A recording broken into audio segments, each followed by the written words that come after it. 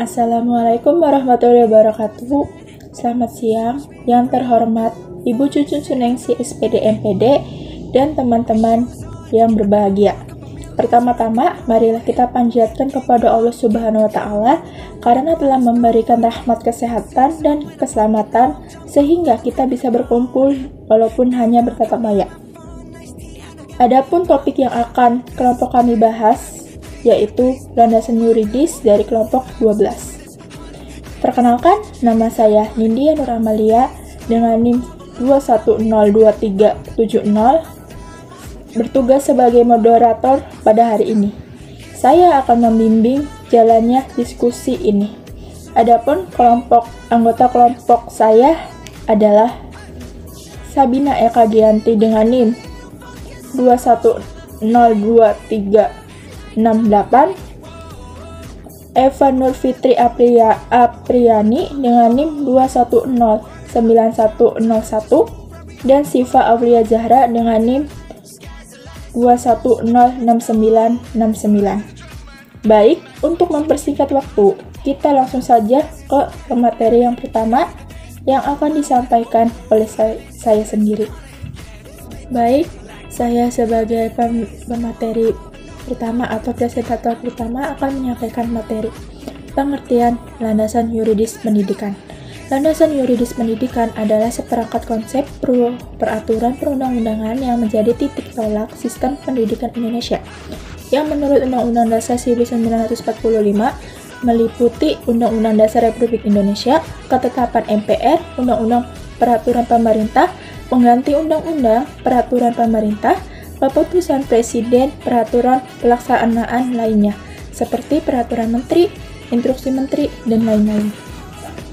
Pada hakikatnya, pendidikan nasional adalah perwujudan dari kehendak Undang-Undang Dasar 1945, utamanya Pasal 31 tentang pendidikan dan kebudayaan. Pasal 31 berbunyi, 1. Setiap warga negara berhak mendapatkan pendidikan. 2. Setiap warga negara wajib mengikuti pendidikan dasar dan pemerintah wajib membiayainya. Adapun seseorang atau sekelompok masyarakat tidak bisa mendapatkan pendidikan, maka mereka bisa menuntut haknya itu kepada pemerintah. Baik, pemateri selanjutnya akan dilanjutkan oleh Sabina Eka Gianti.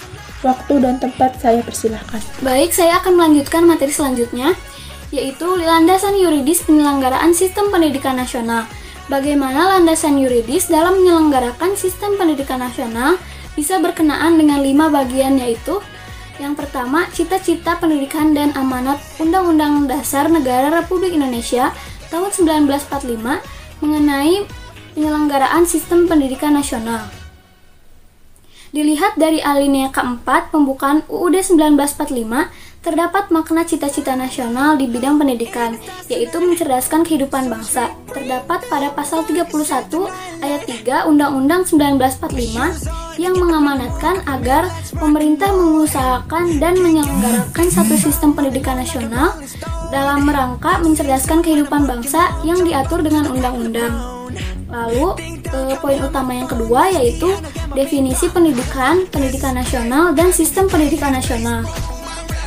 Pasal 1 ayat 1 Undang-Undang Republik Indonesia Nomor 20 Tahun 2003 dinyatakan bahwa pendidikan adalah usaha sadar dan terencana untuk mewujudkan suasana belajar dan proses pembelajaran agar peserta didik secara aktif mengembangkan potensi dirinya untuk memiliki kekuatan spiritual keagamaan, pengendalian diri, kepribadian, kecerdasan, akhlak mulia, serta keterampilan yang diperlukan dirinya, masyarakat, bangsa, dan negara.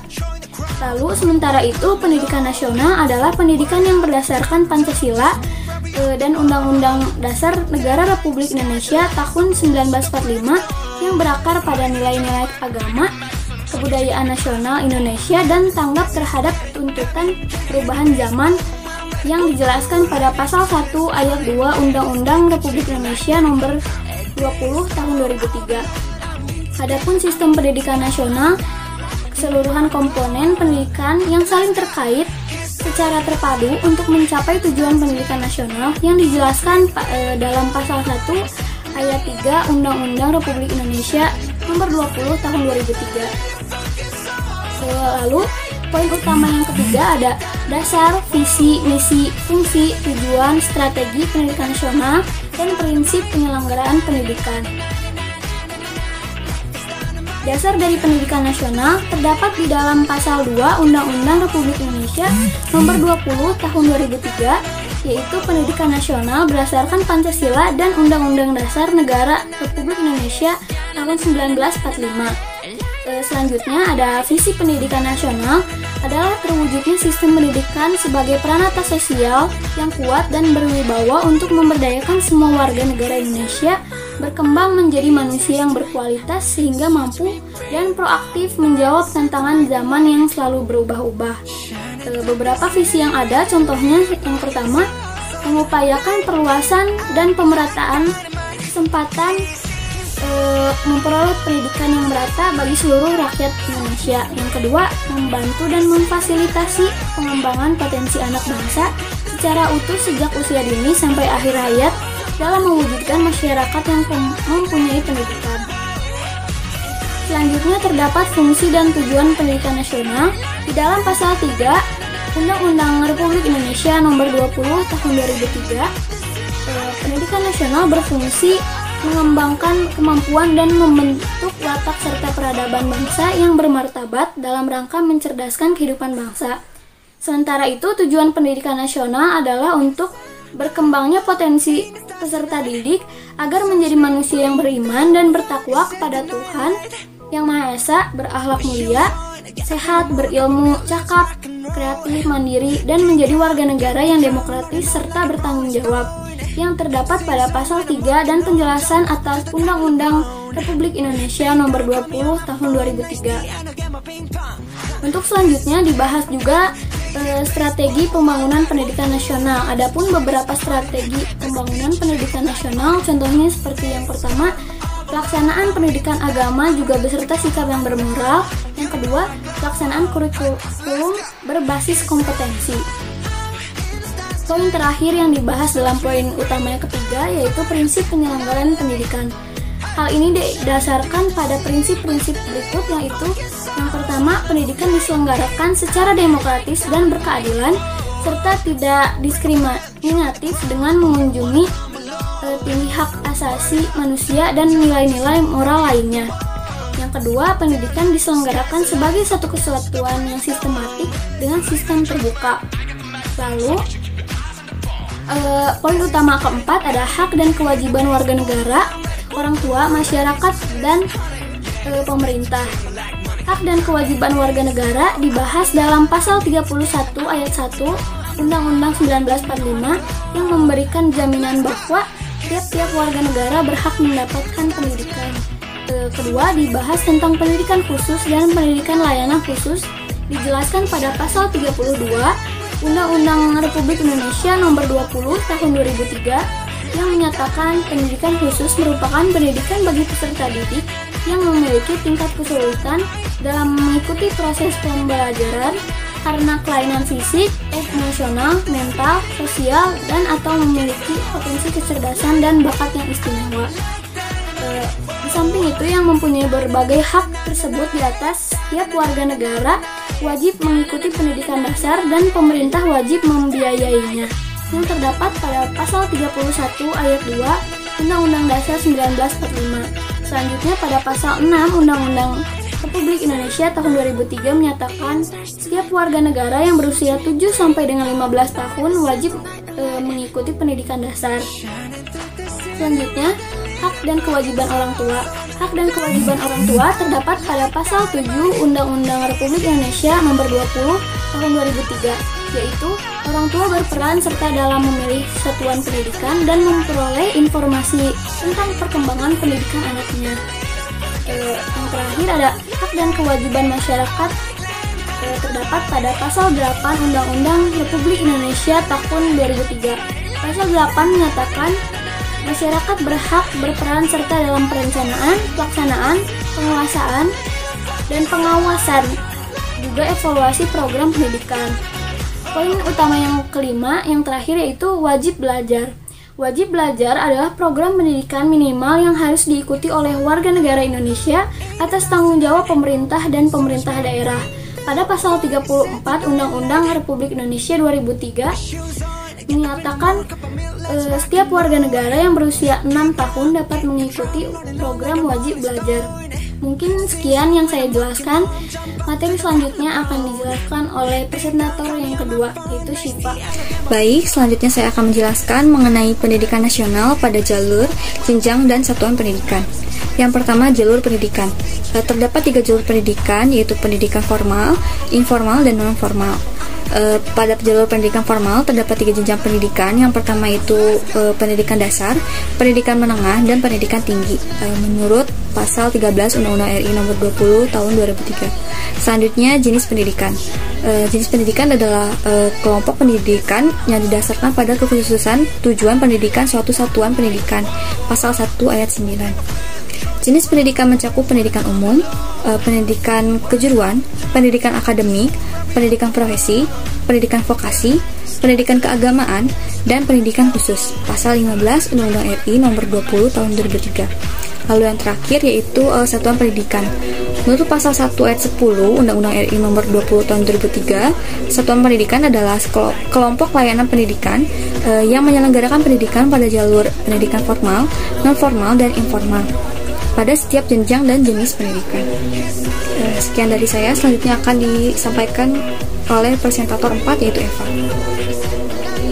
Assalamualaikum warahmatullahi wabarakatuh. Saya Eva Fitri Apriani dengan NIM 21091101 akan melanjutkan pemaparan presentasi yang sebelumnya, yaitu tentang Standar Nasional Pendidikan, Sekolah Dasar atau Madrasah Ibtidaiyah, dan guru sebagai pendidik profesional. Yang pertama yaitu akreditasi.